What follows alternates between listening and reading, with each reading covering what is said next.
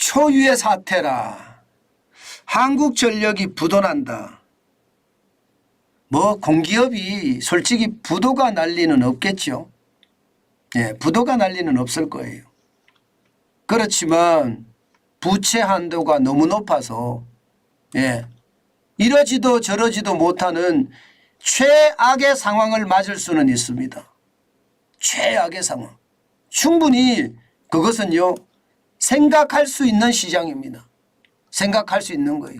그래서 불안하다는 생각도 당연히 할 수밖에 없습니다. 여러분, 제가 오죽했으면 제가 이런 말씀을 여러분께 드릴까요? 오죽했으면. 한전이 얼마나 어려운지 한번 보실래요? 자, 이거 한번 보세요.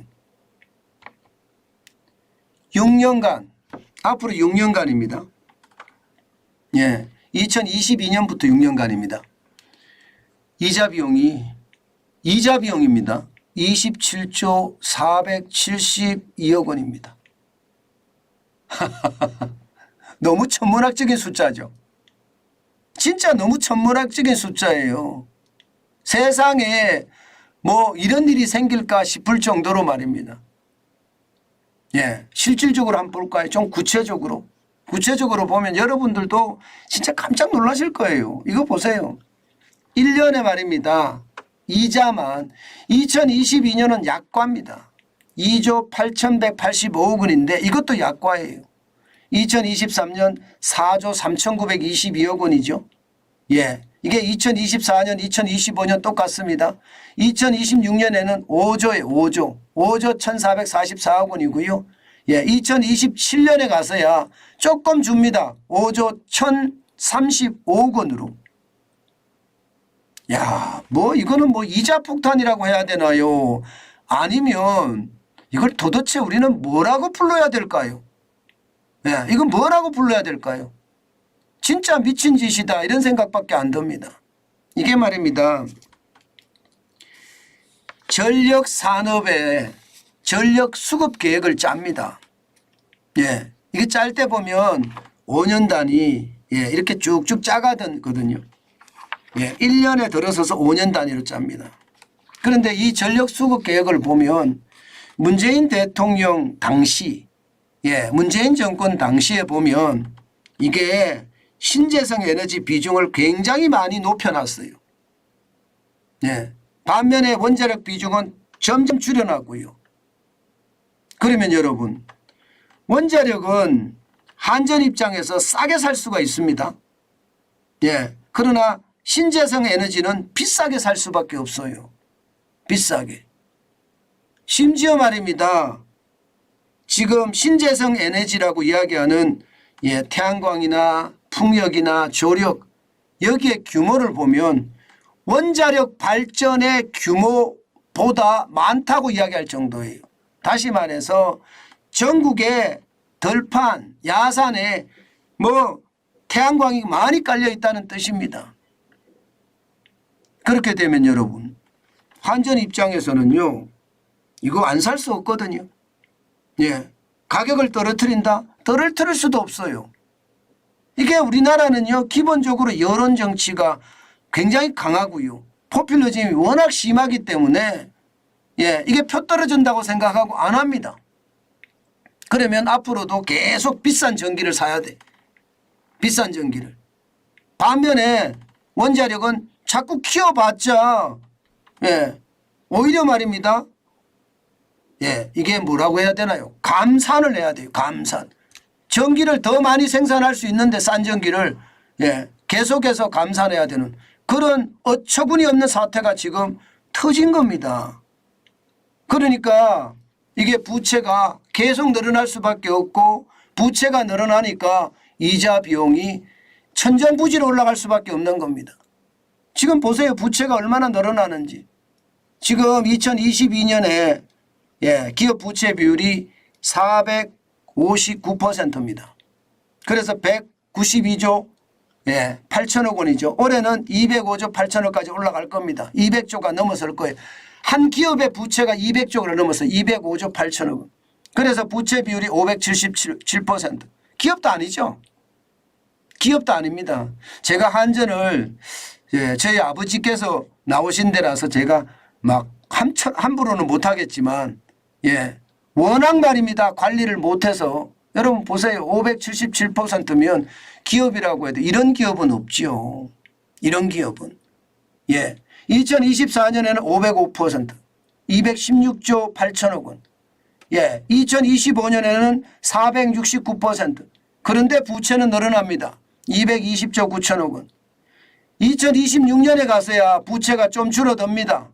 220조 6천억까지 줄어들더니요. 2027년엔 더 늘어납니다. 또 226조 3천억 원. 장난이 아니죠. 여러분 그러면 제가 한국전력 부도난다고 했잖아요. 그러면 진짜 부도가 날까요? 이거 생각해 봐야 되잖아요. 아니 이렇게 부채가 늘어나면 한전채를 발행을 해야 되거든요. 한전채를 발행을 해서 이거 말입니다. 어떻게든 이자도 내고 해야 돼요. 그런데 한전채를 발행할 수 없을 수도 있습니다. 이게 한전채는 여러분 법적으로 규제가 됩니다. 무조건 못 냅니다. 무조건. 자본금하고 플러스 적립금 여기에다가 말입니다. 5배 이렇게밖에 한전채 발행 못해요. 그러면 지금 적립금의 자본금이 합치면 20조 9,200억 원이면 올해 104조 6천억밖에 못합니다. 발행을. 발행을 못해요. 그런데 지금 2023년 7월 현재입니다. 한전채 발행 액수가 벌써 78조 9천억 원입니다. 7월이 그래요. 7월이. 그러면 여러분 이거 어떻게 될까요? 한전채 발행을 못하면 그 다음에 이루어지는 것은 뻔합니다. 방법이 없으니까 전기요금 올려야 된다. 이 말이 나오는 거예요. 2024년에 가면 더 줄어듭니다. 자본금하고요. 적립금을 포함해 보면 14조밖에 안 됩니다. 여기에 5배 하면 70조예요.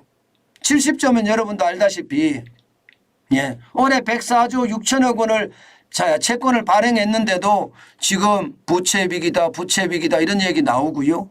여기다가 올해 한전은 적자를 많이 낼 겁니다. 적자를 많이 내면요. 내년에 가면 더 많이 발행해야 되는데 가능할까요? 이게 바로 부도라는 거예요. 결국 부도가 나서 더 많은 전기요금을 낼 수밖에 없는 게 현실이 된다 그 뜻입니다. 더 심각한 것은 여러분 부정적인 시나리오가 있어요. 이거는 그나마 긍정적인 시나리오입니다. 긍정적인 시나리오. 긍정적인 시나리오가 이렇게 되는 거예요. 부정적인 시나리오 가볼까요? 부정적인 시나리오로 가면 여러분 최악입니다. 2023년도 올해 환율이 5% 오르고 에너지 가격이 10% 오를 경우에요. 이게 부정적인 경우에 최악을 봤는데 870%의 부채가 늘어나고요. 2024년에는요. 1107%고요. 2025년에 1592%입니다. 그러면 2026년에는 2154%고요. 무려 2027년에는 4319%입니다. 최악이죠. 최악. 자산 가지고도 어떻게 해결할 수가 없다는 거예요. 자산 가지고도. 자산이 늘어나긴 늘어나는데요. 지금 자산이 2027년에 282조 5천억 원이거든요. 이 자산도 이제 확 넘어선다는 거예요. 다 팔아도 이제 못 갚는. 지금은 억지로 이제 갚을 수는 있으나 자산을 팔아서. 근데 자산을 팔 수가 없잖아요.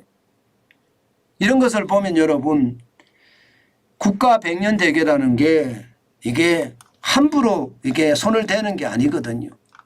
제일 중요한 것은요. 국가 백년 대계라는 건 이게 고민해서 이게 움직여야 돼요.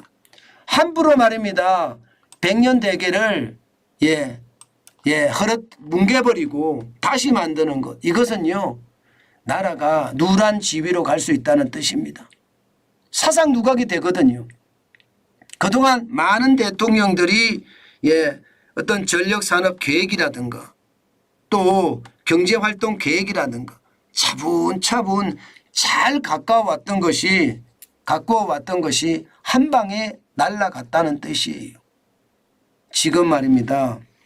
저는 한전이 절대적인 개혁을 해야 된다고 생각합니다. 절대 개혁. 물론 뭐 자산을 뭐 이 정도 자산을 가지고 개혁한다고 뭐 얼마나 큰 효과가 있겠습니까? 예, 지금 현재 241조 5천억 원의 자산을 가지고 개혁한다고 해서 뭐가 있겠습니까? 저는 중요한 게요. 예, 허수가 없는지, 비용은 너무 많이 나가는 것 아닌지 이것부터 먼저 예, 잡아야 되고요. 예, 그런 측면에서 보면 정치인 장관이 가서 얼마나 할까?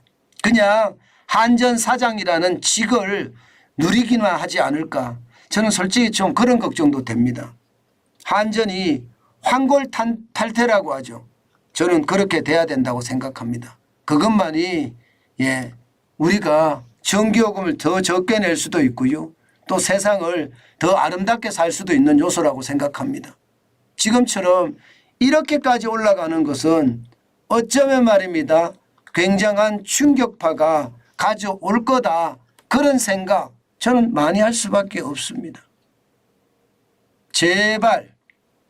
제발 나라가 비정상이 됐던 게 정상으로 빚더미로 가지고 나라를 경영하려고 하면 안 되거든요. 나라는 혈세라고 다 누구나 이야기하잖아요. 그러면 혈세처럼 다뤄야 됩니다. 그래야지 나라가 좋아지고요. 혈세를 떼먹은 사람들에게는요. 예, 아주 강력한 징벌 조치를 저는 단행해야 된다고 봐요. 예, 그래야지 이거 혈세 안 떼먹습니다. 지금 그것만이 우리 한국전력이 살아나는 그런 비결이 아닐까 저는 그런 생각도 해봅니다.